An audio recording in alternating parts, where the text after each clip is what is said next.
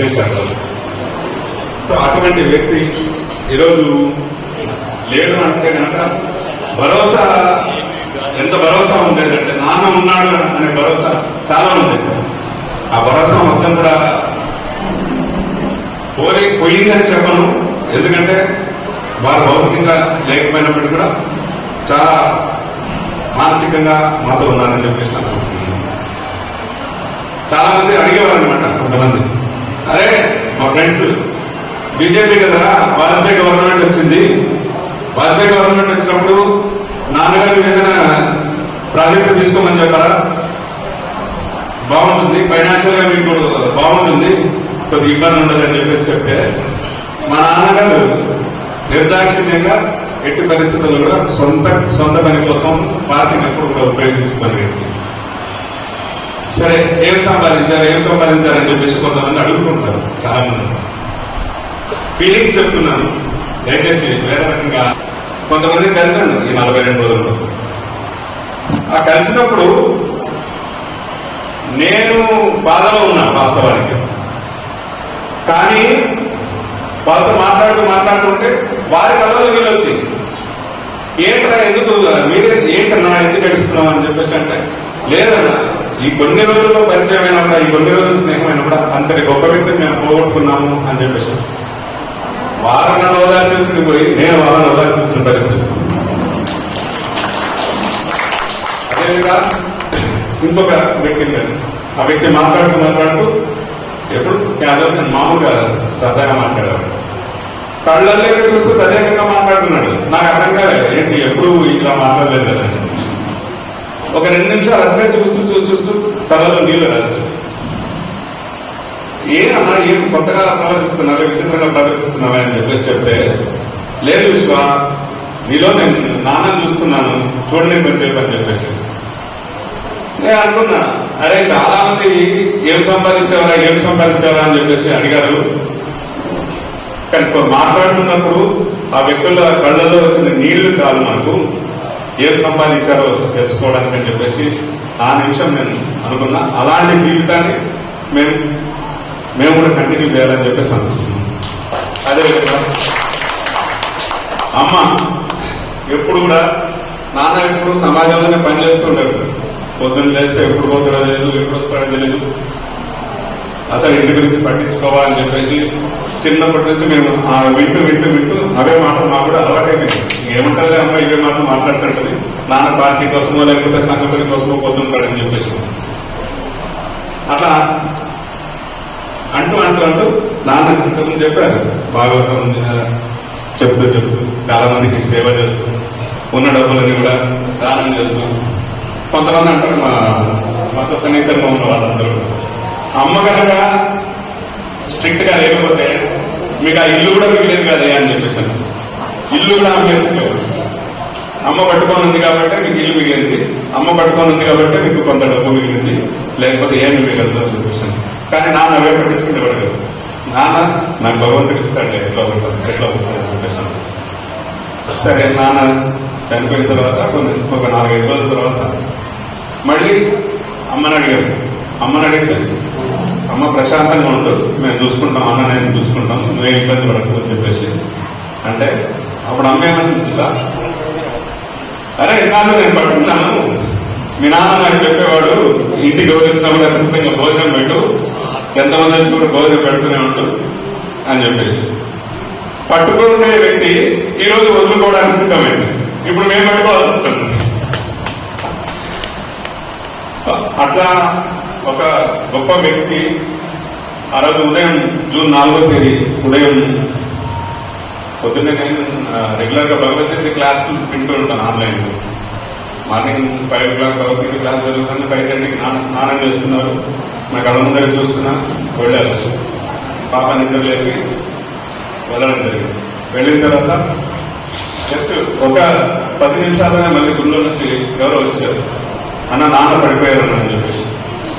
నాన్న పడిపోవడం ఏంటబ్బా, అంత గట్టి మనిషి నాన్న పడిపోలే, అది చిరుధాన్యాలు తినే శరీరం అది, ఇంకొక 20 సంవత్సరాలు ఏం కాదు నాన్నకని చెప్పేసి అనుకుంటూనే మనసులో ఏదో ఆందోళనకు వెళ్ళారు. వెళ్ళిన తర్వాత అక్కడ కూర్చోబెట్టారు. అక్కడ ఉన్న వాళ్ళందరూ కూడా తెలిసిన వాళ్ళే కాబట్టి కూర్చోబెట్టారు, సపరేట్ చేస్తున్నారు. నేను కూడా సిఆర్పి చేసి నాన్న నోట్లో నోరు పెట్టి గాలి ఊది ఒక 4-5 సార్లు ఊది గట్టిగా నాన్న అని పిలిస్తే అప్పుడు అని చెప్పేసి పలికి జస్ట్ కళ్ళు కొద్దిగా ఓపెన్ చేసి తర్వాత అలాగే శాశ్వతంగా నా చేతుల్లోనే వారు శివైక్యం చెందడం జరిగింది.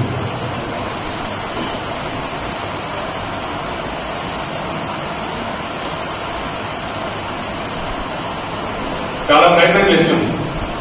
అరే 1 గంట సమయం ఇచ్చినా కూడా భగవంతుడు ఎక్కడ కాపాడుకుంటామో అని చెప్పేసి సాక్షాత్తు హరిహర దేవాలయంలో అక్కడ హరి ఉన్నాడు, హరుడు ఉన్నాడు, ఇద్దరు తీసుకెళ్ళడం జరిగింది. ఇద్దరు తీసుకెళ్లారు. 5 నిమిషాల్లో ప్రాణం పోవడం జరిగింది. చాలా బాధ అయింది, వ్యక్తిగతంగా చాలా బాధ అయింది. కానీ అందరికీ కూడా ఇంతకుముందు చెప్పారు చాలా ఒక మంచి మరణం, ఎవరితో పని చేయించుకోకుండా గత కొన్ని మాసాలుగా అనేవాడు అనమాట, ఎవరితో పని చేయించకుండా వెళ్ళిపోతే సార్ హ్యాపీగా ఉంటుందని చెప్పేసి. సో అలా భౌతికంగా వాళ్ళు ఈ లోకాన్ని వదిలిపెట్టేసి వెళ్ళిపోవడం అనేది మాకు తీరని. ఇస్కాన్ సుదర్శన్ అన్నాడు, గోశాల నిర్వహించే సుదర్శన్ ప్రభు మాట్లాడుతూ నాకు వ్యక్తిగతంగా చాలా లాస్ అండి, మా కుటుంబానికి చాలా లాస్ అని చెప్పేసి అంటే ఆ రోజు వారి భౌతికాయం అక్కడే ఉంది. దాదాపు ఒక 4-5 గంటల పాటు వారు అక్కడ స్పెండ్ చేశారు. ఒకే మాట అన్నారు ఆయన, కాదు విశ్వ గారు మీకు లాస్ పర్సనల్ గా లాస్ అని చెప్పేసి అంటున్నారు, మీకెక్కడ లాస్ అండి, మాలాంటి వాళ్ళందరికీ లాస్ అని చెప్పేసి ఆయన ఇస్కాన్ ప్రభు చెప్తుంది. ఆ గోశాల బాబు ఏంటన్నా అంత పెద్ద మాట సార్ అని చెప్పేసి అంటే, మీ నాన్న మీ ఇంట్లో ఎప్పుడున్నాడండి, ఎప్పుడు మా గోశాలలో ఉంటాడు, లేదంటే పార్టీ ఆఫీస్ లో ఉంటాడు, లేదా సంఘ కార్యాలయంలో ఉంటాడు, సమాజంలో ఉంటాడు, లేకపోతే భాగవత సప్తాహంలో ఉంటాడు. ఇట్లా చెప్తూ ఉంటే ఆ తర్వాత ఇది నిజమేనేమో అనిపించింది. అవును ఇంకా కరెక్టే నేను చెప్పింది. కానీ అంతటి భరోసా కలిగిన వ్యక్తి, అంతటి ధైర్యాన్ని ఇచ్చిన వ్యక్తి లేకపోతే మాకు కొద్దిగా పర్సనల్ గా రాసే కదా అంటే అది ఉంటుంది. కానీ దాన్ని కంటిన్యూ చేయండి అని చెప్పేసి తీసుకున్నప్పుడు చెప్పడం జరిగింది. ఇలా ఒక నాన్న ఎలా ఉండాలి, కష్టాలన్నింటినీ తనలో ఉంచుకుంటూ కేవలం సంతోషాలు సుఖాలను మాత్రమే తల్లి బిడ్డలకు పంచుతూ ఒక మంచి నాన్నను మేమైతే కోల్పోవడం జరిగింది. ఈ సందర్భంగా వారికి సద్గతులు కలగాలని చెప్పేసి ప్రార్థిస్తున్నాను. మాట్లాడుతున్నాను. సభలో ఇంకొక సమయం తీసుకోవడం రెండే ముఖ్యమైనటువంటి విషయం. ఇది 41వ రోజు కంప్లీట్ అయిపోయింది. నాన్నకు సతగతులు ఆల్రెడీగా కలిగిపోయాయి. అయితే సెల్ఫ్ డబ్బా పట్టుకోవడానికి కార్యక్రమం చేయలేదు. ఒకటి, నాన్న ఎంతో మంది పెద్ద నాన్నలు ఇచ్చాడు. 2004 వివేకానంద యూనివర్సిటీకి వెళ్ళిన తర్వాత ఫిబ్రవరి చాలా బాధల్లో జీవితానికి పరమార్థం ఏమిటి అనేటువంటి సంఘర్షణ జరుగుతుంది నాలో కూడా. 2005 ఫిబ్రవరి 4వ తారీఖున నాకు సుబ్రహ్మణ్యం పెద్దనాన్నలాగా ఒక ఉపన్యాసంలో సందర్భంలో జీవితం యొక్క పరమార్థం ఏమిటని ఒకే ఒక శ్లోకం, కర్మేంద్రియాన్ని సంయమ్యేవన సహస్రం అనే క్వశ్చన్ ఫస్ట్ వరకు అడిగాడు. కృష్ణుడు ఈ విధంగా చెప్తున్నాడు. 2వ శ్లోకంలో కపటి అని చెప్తున్నాడు. ఎవరు ఏంది అని చెప్తే పెద్దనాన్నలాగా నువ్వు ఎక్స్పీరియన్స్ అవ్వవు, ఎవరు నీకు కపటి, ఎవరు నీవు నిజంగా అనేది ఒకే సింపుల్ లాగా రామకృష్ణ పరమహంస వివేకానందకి ఏ విధంగా చెప్పాడో పెద్దనాన్న నిజంగా ఆ విధంగా నాకు చెప్పారు. ఆ రోజు నుండి వారి చేయి పెద్దనాన్న చేయి వదలలేదు. ఏమైనా సరే అటు నుండి పట్టుకోవాల్సిందే. దుర్గారెడ్డి గారు 2004లో యూనివర్సిటీలో చిన్నాన్నలాగా పరిచయం అయ్యారు. మహాబుద్ధ మంత్రం నేర్పించారు యూనివర్సిటీలో. నేను యూనివర్సిటీ ఆర్డీలో చదువుతున్నాను. ఇలా సంఘంలోనే ఎంతో మంది నాకు నేర్పిస్తూ శ్యామ్జీ గారు రావాల్సింది, వారిని కలుసుకోవాల్సిన సందర్భం ఉండింది. అనివార్య కారణంగా వారి యొక్క కుటుంబంలోనే రాత్రే మరణం జరగడం వల్ల వారు రాలేకపోయారు. ఒక చిన్నాన్నను కలుసుకోలేకపోయాను. ఇవాళ ఎంతో మందిని కలుసుకోవడం మహానందంగా ఉంది. జీవితానికి ముక్తి మార్గం, సమాజానికి సేవ మార్గం. ఏదో ప్రతిస్పందన ప్రతి సమాజంలోనూ బలహీనమైనటువంటి వర్గం ఏదో ఉంది, దానికి చేయాలి అనేటువంటి సంకల్పం ఒకటి. లేదు ఆధ్యాత్మికంగా ముందుకు వెళ్ళాలి అనేటువంటి సంకల్పం ఒకటి, జీవితానికి పరమార్థం సాధించుకోవాలి అనేటువంటి తత్వం. నాన్నగారి యొక్క అంతిమ ఘటనతో నాలో ఒక ముక్తి కలిగింది. అది సమాజంలో పెదనాన్న వల్ల చిన్నాన్న వల్ల అందరి వల్ల కలిగినటువంటి వర్గంలో చాలా మార్గదర్శనం చేసుకుంటున్నాను. దాంట్లో మనం అందరం భాగస్వాములే. 1947లో భారతదేశం విభజించబడింది, మళ్ళీ 72లో విభజించబడింది. ఇదంతా ఒక్కదారి దర్శనం చేసుకుంటే మనమందరం ఒక ఆత్మీయులం, మనమంతా ఒక్కటే, నాన్నగారి ఆశయం ఒకటే, దాన్ని ముందుకు తీసుకెళ్ళాలి. ఏ విధంగా అనేటువంటి దాంట్లో సుబ్రహ్మణ్యం గారే నాకు ఆదర్శం. వారు వాల్యూస్ అకాడమీ అనేటువంటి పుస్తకం, వివేకానందుని యొక్క పుస్తకాలు 3 రాశారు. ప్రొప్రైటరీ ఆఫ్ మైండ్, తర్వాత prayer of mind, purity of the mind అని. ఆ పుస్తకాల్లో డ్యూటీ అనేటువంటి రెస్పాన్సిబిలిటీస్ లో వాళ్ళు చెప్తారు, మన యొక్క మాతృదేవోభవ, పితృదేవోభవ, ఆచార్య దేవోభవ. తల్లి దగ్గర పెరుగుతాం, తండ్రి దగ్గర పెరుగుతాం, సమాజం దగ్గర పెరుగుతాం, తిరిగి సమాజానికి ఎదుస్తాము. దాంట్లో పూర్తిగా చెప్తారు. సంఘంలో అదే నేర్చుకున్నాను, విద్యా వ్యవస్థలో అదే నేర్చుకున్నాను, మిత్రుల దగ్గర అదే నేర్చుకున్నాను, బంధువుల దగ్గర అదే నేర్చుకున్నాను. నాది నేను అనేటువంటివి 2 సంపూర్ణంగా తెలుసుకోవాలంటే ఒకటి భగవద్గీత, రెండోది భాగవతం. ఇది జీవన్ముక్తి, ఇది జీవన్ముక్తి. ఖచ్చితంగా అదే సుబ్రహ్మణ్యం గారి వాల్యూ ఎడ్యుకేషన్ పుస్తకాన్ని బాగా తర్ఫీదు చేసుకుని ముందుకెళ్దాం. వివేకానంద ఇక్కడ చాలా బాగా సంస్కృతంగా పరిచయం అయింది.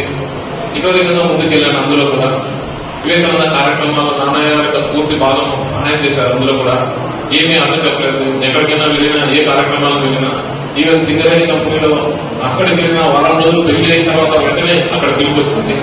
అక్కడ వెళ్ళినా వాళ్ళకంతా టీచింగ్ చేస్తున్నా కూడా క్యాంపింగ్ కూడా అవుతున్నదే లేదు. ఇప్పుడు కూడా ఇవి ఏమాత్రం బాగోలేదు. నాన్నగారి యొక్క పనిలో అంతటా ముందు తీసుకెళ్తున్నాను. చిన్నాన్న గారు తీసుకున్నప్పటికీ వాల్యూ అకాడమీని కూడా స్టార్ట్ చేద్దాము అని చెప్పేసి వారి మనసులో ఉండింది.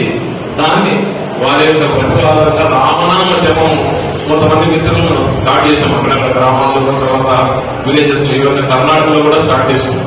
రామనామ జపం ద్వారా సంఘం యొక్క పనిని సంపర్కంలో తీసుకుంటూ ఏ విధంగానైనా సరే దేశభక్తి, మన దేశం మళ్ళీ మనం విడిపోకూడదు. ఏ విధంగానైనా సరే మన బంధవ్యాలు మనమంతా ఒకటి అనేటువంటిది నిలుపుకోవాలి అనేటువంటి మార్గాన్ని మనం చూసుకోవాలి. దానికోసం ఇది ముఖ్యంగా మనం అందరం ముందుకు తీసుకెళ్లాలి అనేటువంటి మార్గంలో, మనం అంతా ఒకటి అనేటువంటి మార్గంలో దీన్ని ముందుకు తీసుకెళ్లాలి. నాన్నగారి యొక్క ప్రయత్నం, దీన్ని చిన్నాన్నగారు, పెద్దనాన్నగారి యొక్క ప్రయత్నం, వారందరినీ తీసుకునేటువంటి మార్గంలో మనం దీన్ని ధన్యవాదం. Thank you for giving me question. ఎక్కువ వర్తహానికి నాన్న ఎక్కువ కష్టపడేవాడు. కర్మ అంటే పని, ఎప్పుడూ ఏదో ఒక పని పెట్టుకుంటాడు. అది ఇష్టం కాబట్టి మా చిన్నారి జీవన కర్మయోగానికి సంబంధించి కొన్ని శ్లోకాలు పాడతానని చెప్పేసి అంటున్నాను. ఓం శ్రీ పరమాత్మనే నమః. అథ తృతీయోధ్యాయః కర్మయోగః. అర్జున ఉవాచ జ్యాయసి చేత్ కర్మణస్తే మతా బుద్ధిర్జనార్దన తత్కిం కర్మణి ఘోరే మాం నియోజయసి కేశవ. వ్యామిశ్రేణేవ వాక్యేన బుద్ధిం మోహయతీవ మే తదేకం వద నిశ్చిత్య ఏన శ్రేయోం మమాప్నుయాత్. శ్రీ భగవానువాచ లోకేస్మిన్ వివిధా నిష్టా పురా ప్రోక్తా మయా నఘ. జ్ఞానయోగేన సాంఖ్యానాం కర్మయోగేన యోగినాం. న కర్మణామనారంభాత్ నైష్కర్యం పురుషోప్నుతే న చ సన్యసమాదేవ సిద్ధిం తమధిగచ్చతి. నహి కచ్చిత్ క్షణమపి జాతు తిష్టంతి కర్మకృత కార్యతే యవ సత్కర్మ సర్వప్రకృతిజైర్గుణైః. కర్మేంద్రియాణి సంయమ్య యయాపేన వశస్మరన్ ఇంద్రియాణి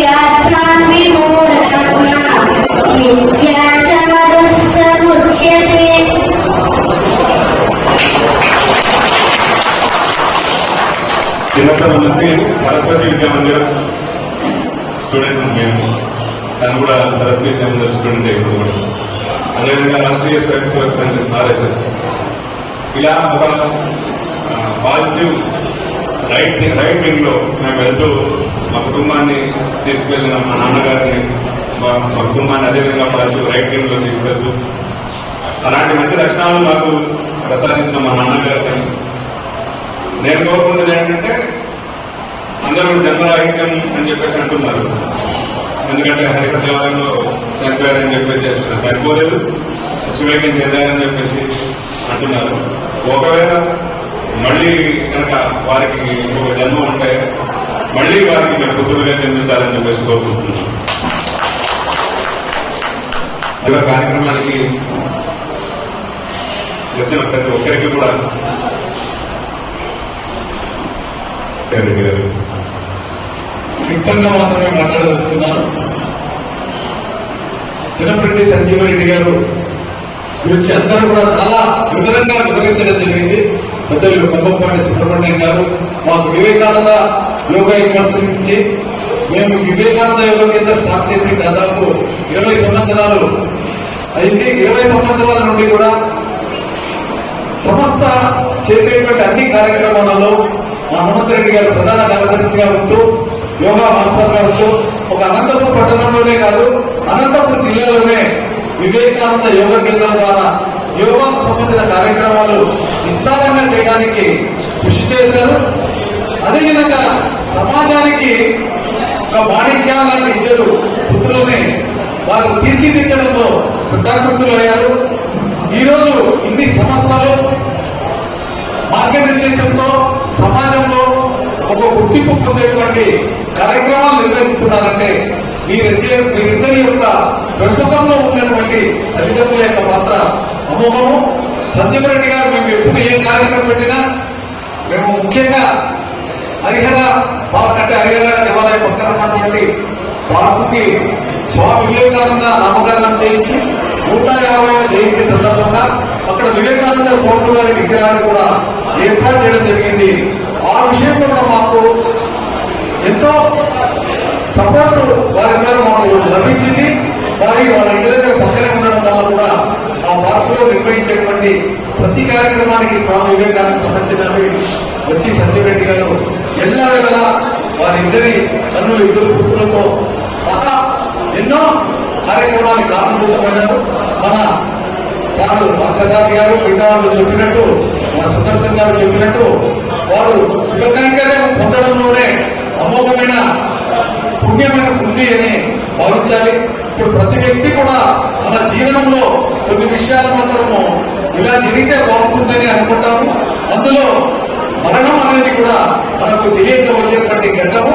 ఆ మరణం అనే ఘట్టంలో ఎలాంటి మానసికమైనటువంటి శారీరకమైనటువంటి కష్టం లేకుండా దేవుడు తీసుకెళ్తే చాలు మహద్భాగ్యం అని భావించేటువంటి ఈ సమాజంలో అలాంటి మహద్భాగ్యమైనటువంటి శివకైకర్యము పొందగలిగి రత్నాలు లాంటి ఇద్దరు పుత్రులను సమాజానికి ఇచ్చిన వారిని మానసికంగా దేవుడు ఎంతో అతని యొక్క ఆత్మకు శాంతి చేకూర్చాలని మీ అందరి తరఫున ఈ సందర్భంగా వివేకానంద యోగా కేంద్ర అధ్యక్షుడిగా రాజశేఖర రెడ్డి నా పేరు. 20 సంవత్సరాల నుండి వీరితో పుత్రులతో కూడా పరిచయం ఉన్న సంజీవరెడ్డి గారితో 40 సంవత్సరాలకు పూర్వం నుండి కూడా ఆయనతో నాకు పరిచయం ఉండడం జరిగింది. ఎలాగంటే భారతీయ జనతా పార్టీకి సంబంధించిన సమావేశాల్లో కానీ RSS సంబంధించిన సమావేశాల్లో కానీ ఇంతకుముందే మిత్రులు చెప్పారు. RSS కార్యకర్తలు మేము పోస్టర్లు అతికించే వాళ్ళము, ఇంటింటికి వెళ్ళి పాంప్లెట్ ఇచ్చేవాళ్ళము. అలానే కాకుండా సమావేశాలు ఏర్పాటు చేసినప్పుడు సమావేశం మొదలు పెట్టడం చాలా మంది ఉంటారు. సమావేశం అయిపోయిన తర్వాత మిగిలినటువంటి కార్యకర్తలు ఎవరైతే దానికి కృషి చేస్తున్నారో వాళ్ళు చాలా తక్కువ మంది ఉంటారు. వారిలో కార్యక్రమం పూర్తి అయిపోయి అన్ని సామాన్లు వెళ్ళిపోయేటువంటి ముఖ్యమైన కార్యకర్తగా సంజీవ్ రెడ్డి గారిని ప్రతి సమావేశంలోనూ మేము కృష్ణగడ మా లందగల పరిషత్తుకి చాలా సందర్భాల్లో వెళ్ళేటప్పుడు ఎన్నికల స్పోర్ట్స్ స్టాచ్యూ రిజిస్ట్రేషన్ ఏర్పాటు చేసి కార్యక్రమం నిర్వహించే సందర్భంలో అప్పుడే సంజీవ్ రెడ్డి గారు నాకు పరిచయం ఏమైనా ఇంకా ఉన్నారు అంటే ఈరోజు కార్యక్రమం ఉంది రాజకీయ గారిని చెప్పేవాడు. ఆ తదనంతరం హనుమంతరెడ్డితో వీళ్ళతో పరిచయం యాక్చువల్ రేవంత్ రెడ్డి గారు సంజయ్ రెడ్డి గారి సుపుత్రులకు నాకు 4-5 సంవత్సరాల తర్వాతనే వెళ్ళడం జరిగింది. కాబట్టి వారి యొక్క జీవితం సార్థకమైందని విద్యార్థి భగవంతుడు ఉన్నకూర్చాలని, మరియు ఇద్దరు పుత్రుల ద్వారా వాళ్ళ తల్లి గారు మరి కుటుంబం కూడా సంపూర్ణమైనటువంటి క్షేమ ఆరోగ్యంగా ఉండాలని కోరుకుంటూ ఈ అవకాశం ఇచ్చినందుకు ధన్యవాదాలు. కుడుస్తూ ఉంటే నేను వెళ్ళా, ఆయన దగ్గరికి బెల్ల కొట్టా, ఆయన వచ్చాడు, తలుపు తీశాడు. నేను ఏమీ చెప్పకుండానే భార్యని పిలిచాడు, సింహాసనం మీద కూర్చోబెట్టాడు. ప్రపంచంలో ఉండేటువంటి అన్ని స్వీట్లు, గులాబ్ జామ్, రసగుల్లా, బెంగాల్ నుంచి, ఈస్ట్ పాకిస్తాన్, వెస్ట్ పాకిస్తాన్ నుంచి అన్ని తీసుకొచ్చి పెడుతున్నాడు. పంతులు గారు ఏం కావాలండి? నేను నాకేం అక్కర్లేదు, చెప్పడానికి నోరు రాలేదు. పంతులు గారి ఇంట్లో గృహ ప్రవేశానికి చాలా మంది వచ్చి ఉంటారు. సెక్రటరీని పిలిచాడు. 40 కార్లు ఆయన ఇంటి ముందు ఉంచు. అయ్యి బాబాయ్, 40 కార్లు! వచ్చిన గెస్ట్ అందరినీ మధురకి తీసుకెళ్ళండి. Very good. వాళ్ళకి ఎక్కడ ఏ వస్తువు ఏ షాప్ లో కొనుక్కోవాలనుకుంటారో అవన్నీ కొనిపెట్టండి. ఏ దేవస్థానానికి వెళ్ళి ఏ దేవుణ్ణి చూడాలనుకుంటారో ఆ దేవుళ్ళన్నింటినీ చూపించండి. బిల్లులన్నీ మనకు పంపించండి, ఎవరు ఎక్కడ డబ్బులు ఇవ్వట్లేదు. ఇప్పుడు ఆయన మీద నా అభిప్రాయం పడిగా, గజేంద్రుడి స్థితిలో ఉన్నప్పుడు ప్రాణాన్ని రక్షించాడు ఈ మహానుభావుడు. ద్రౌపదీదేవి స్థితిలో ఉన్నప్పుడు మానరక్షణ చేశాడు ఈ మహానుభావుడు. కుచేరులాగా అర్థించడానికి వెళ్ళినప్పుడు సహాయం చేశాడు ఈ భగవంతుడు. ప్రతివాడు కుచేరుడే. చేల అంటే వస్త్రం, కాంచన చేల బంగారు వస్త్రం, పట్టు చేల పట్టు వస్త్రం, సుచేల మంచి వస్త్రం, కుచేల చిరిగిన వస్త్రం. చిరిగినటువంటి వస్త్రాన్ని ధరించిన వాడు మనుష్యుడు. 9 చోట్ల చిరిగింది నవరంధ్రాలు. ఈ శరీరంలో వచ్చే అన్ని రంధ్రాల నుంచి వచ్చేది తింటుంది దుర్గంధమే. నోట్లో వేలు పెట్టుకుని ముక్కు దగ్గర వాసన చూస్తే అంతకంటే డర్టీ స్మెల్ మరొకటి ఉండదు. ముక్కులోంచి వచ్చేదైతేనేమి, నోట్లోంచి వచ్చేదైతేమి, చెవులోంచి వచ్చేదైతేమి, కళ్ళలోంచి వచ్చేదైతేనేమి, నవరంధ్రాల నుంచి వచ్చేదంతా దుర్గంధ పూరితం, అసహ్యం. శరీరం మీద వచ్చేటువంటి స్వెట్ దుర్గంధం. వీడికి 27 కొడుకులు, 27 నక్షత్రాలు. ఈ నక్షత్రాలు అనంతం, లెక్కకి 27. అదే విధంగా కోర్కెలు అనంతం.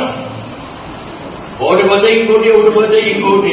అనంతమైనటువంటి కోర్కెలతోటి పీడింపబడినటువంటి వాడు మనుష్యుడు. ఆ భగవంతుని అర్థిస్తే అన్ని ఇస్తాడు అడగకుండానే.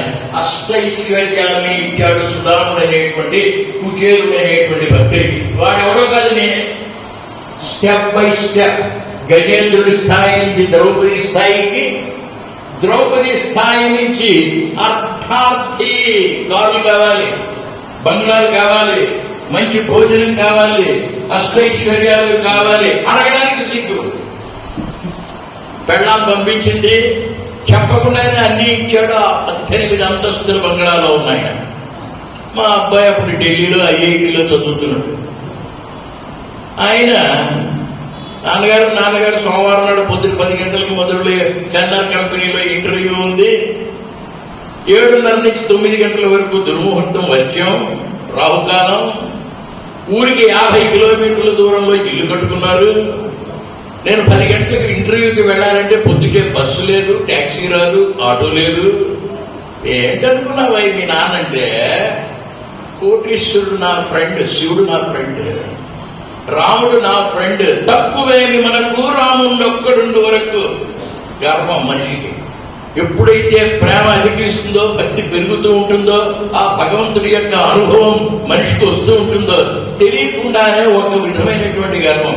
నువ్వు రారా, సోమవారం పొద్దుట 9 గంటలకి ఆయన దగ్గరికి వెడతాను, బెల్ కొడతాను, ఆయన వస్తాడు, కారు ఏసీ కారు ఇస్తాడు, 40 నిమిషాల్లో తీసి ఆఫీసుకు తీసుకెళ్ళి దింపుతాడు. ధీమా నాకున్నాడు దేవుడు. ఆ భక్తి వల్ల మనిషికి కలిగేటువంటిది ధైర్యం. వచ్చాడు మా అబ్బాయి ఆదివారం సాయంత్రం, సోమవారం పొద్దుట వెళ్ళా 9 గంటలకి, కాలింగ్ బెల్ నొక్క, ఆయన వచ్చాడు. ఏం కావాలి సార్ అన్నాడు. మాటల్లో కొంచెం వ్యత్యాసం ఉంది, నవ్వు లేదు.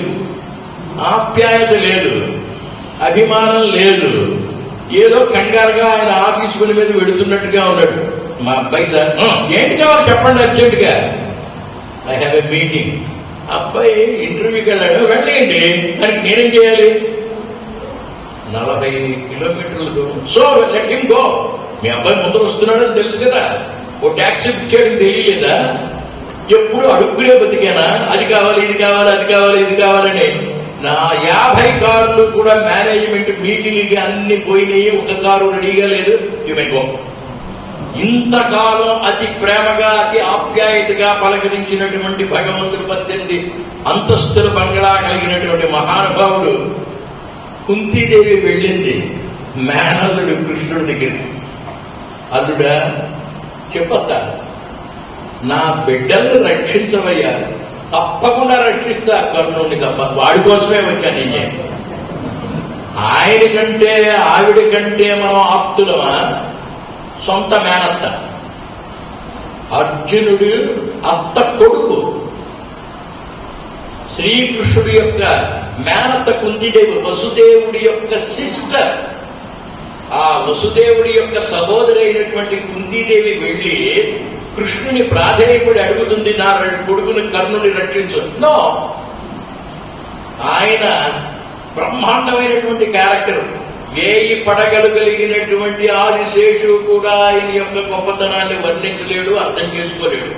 జ్ఞానులు, మునులు, మహర్షులు, యోగులు ఎవ్వరూ అర్థం చేసుకోలేరు. ఇంతకాలం తీయగా మాట్లాడుతూ అన్ని చేస్తూ ఉండేటువంటి ఆయన ఆ రోజుని కారు మా అబ్బాయికి అడిగితే లేదు పొమ్మన్నాడు. అభిమన్యుడు అర్జునుడి ఏకైక పుత్రుడు, సుభద్రకి పుట్టినటువంటి వాడు. 13 రోజులు చచ్చిపోయాడు. కర్తుం అకర్తుం అన్యథా కర్తుం శక్త అఖండ ఘటనా సమర్థ శ్రీకృష్ణ. ఆయన చెయ్యలేనిదంటూ ఏమీ లేదు. అర్జునుడికి ఎన్నో ఉపకారాలు చేశాడు, పాండవులను ఎన్నోసార్లు రక్షించాడు. ఆయనకి అర్జునుడు వెళ్ళి అడిగితే నా కొడుకుని రక్షించబడి నేను చేయకో. అభిమన్యుడిని రక్షించాడు ఆ కృష్ణుడు. గురువు గారు అయినటువంటి సాందీపని మహర్షి యొక్క కుమారుడు ఎప్పుడో చచ్చిపోయినటువంటి కుర్రాన్ని యమలోకానికి వెళ్లి సాందీపుని కుమారుడిని తీసుకొచ్చి గురువుకు అప్పగించినటువంటి శ్రీకృష్ణ భగవంతుడు సొంత బావ అర్జునుడు, సొంత చెల్లుడు సుభద్ర, సుభద్ర కొడుకు అభిమన్యుడు 13వ రోజు చచ్చిపోయాడు. No, I want give. నేను అడిగా, గజేంద్రులా అర్థించా రక్షించాడు, ద్రౌపదిలా ఏడ్చా రక్షించాడు, కుచేరుగా వేడుకున్న అష్టైశ్వర్యాలు ఇచ్చాడు. ఆ రోజుని కారు మా అబ్బాయికి ఇవ్వలేదు. ఇప్పుడు ఇన్ని సంవత్సరాలుగా భక్తుడిగా ఉన్నటువంటి నేను ఈ గుడికి వెళ్ళలేకూడదు, ఈయన నాకు ఏం చేశాడు కనుకనే నాస్తికుడిగా మారాలా, ఇంకా దండాలు పెడుతూ ఉండాలా? ఇది సందిగ్ధావస్థ. అసలు ఎందుకు ఈయన ఇలా ఏడిపిస్తున్నాడు? ఇంత క్రితం ఆ గుడి చూస్తేనే నమస్కారం పెట్టే నేను, 18 అంతస్తుల బంగళా చూస్తేనే నమస్కారం పెట్టే నేను, ఎవరు ఎక్కడ విష్ణు సహస్రం చదువుతున్నా, శివ సహస్రం చదువుతున్నా నమస్కారం పెట్టేటువంటి నేను ఇప్పుడు నాస్తికుడు. ఓ రోజున ఇంట్లోంచి బయటకు పెడుతుంటే ఆయన కారు వచ్చింది, ఆపాడు. పంతులు గారు ఎలా ఉన్నారు? ఎలా ఉంది నీకే? పాపం, మీకు అమ్మాయి ఉండాలి కదండి. అవునండి. ఆ అమ్మాయి గర్భిణి కదండి. అయితే నీకే? డెలివరీ టైం పక్కకు వచ్చింది కదండి. అయితే వెంటనే సెక్రటరీని పిలిచాడు. పంతులు గారి ఇంటి చుట్టూ ఒక అంబులెన్స్, 2 అంబులెన్స్ రెడీగా పెట్టారు. 10 మంది డాక్టర్లను ఇక్కడే పెట్టు, 40 మంది నర్సులను ఇక్కడే పెట్టు, అన్నీ అరేంజ్ చేయి. నాకు మనసులో ఆ రోజు ఆరుడికి తెచ్చావు, ఇవన్నీ కావాలా? ఇలా ఉన్నప్పుడు అసలు నువ్వు నాతో ఎందుకు వేళపడాడుతున్నావు? నువ్వు నిజంగా దేవుడివేనా? నిజంగా నీకు నా మీద ప్రేమ ఉందా? ఎందుకు ఇలా నన్ను ఏడిపిస్తావు, పరీక్షిస్తావు? దీన్ని జిజ్ఞాసు అంటారు.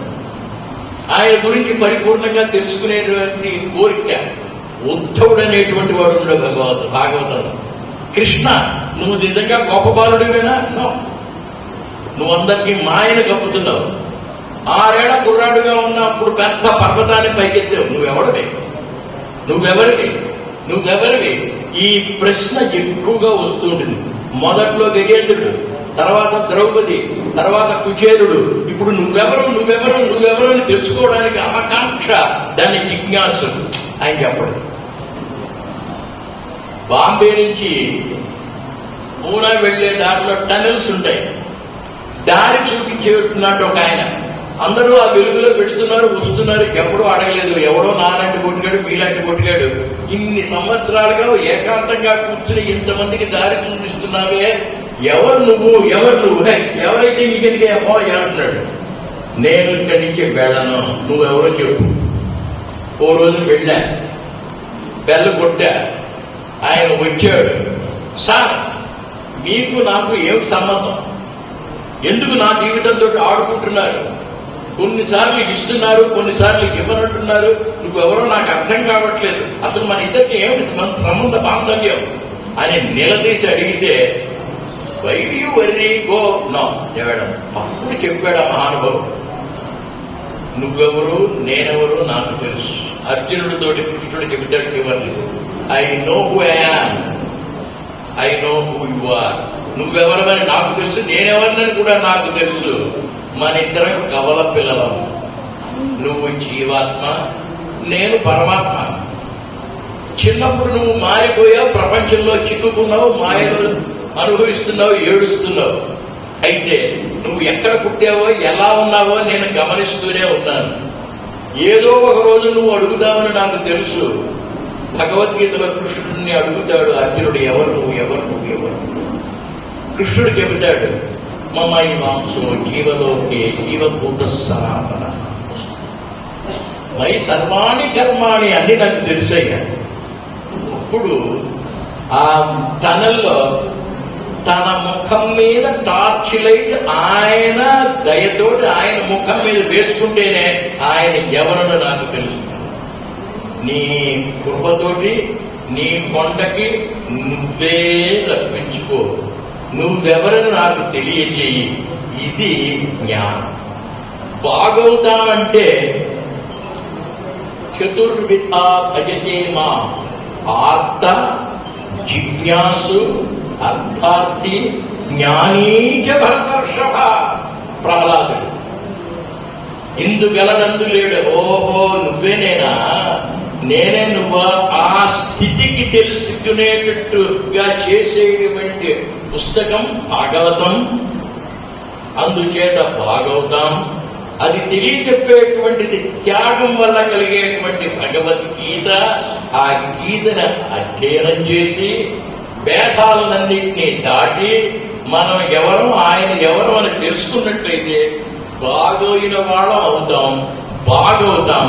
సంజీవరెడ్డి గారు తన జీవితంలో అన్ని విధాలైనటువంటి స్థాయిల్ని అధిగమించి ఆ భగవంతుడి యొక్క సాక్షాత్కారాన్ని పొంది జ్ఞానం సంపాదించారు.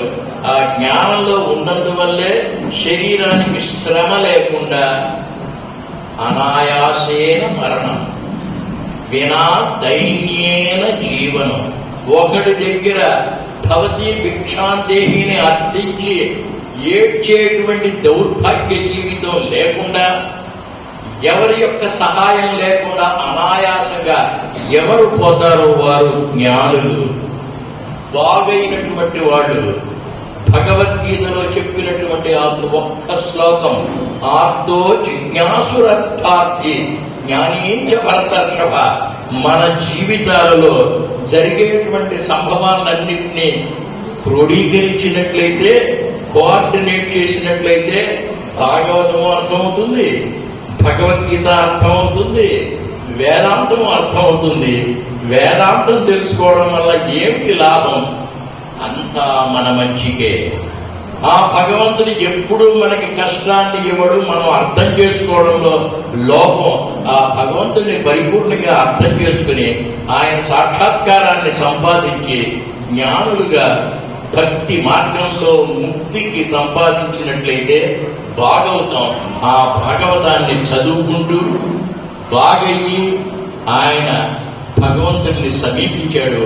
ఆయనకి శాశ్వత విష్ణు సాక్షాత్కారం కలగాలి, అలాగే ఉండాలని ఆశిస్తూ ఆ కుటుంబాన్ని ఆశీర్వదిస్తూ నాకు ఈ అవకాశాన్ని ఇచ్చిన పెద్దలందరికీ నమస్కారం చెబుతూ నమో నమః.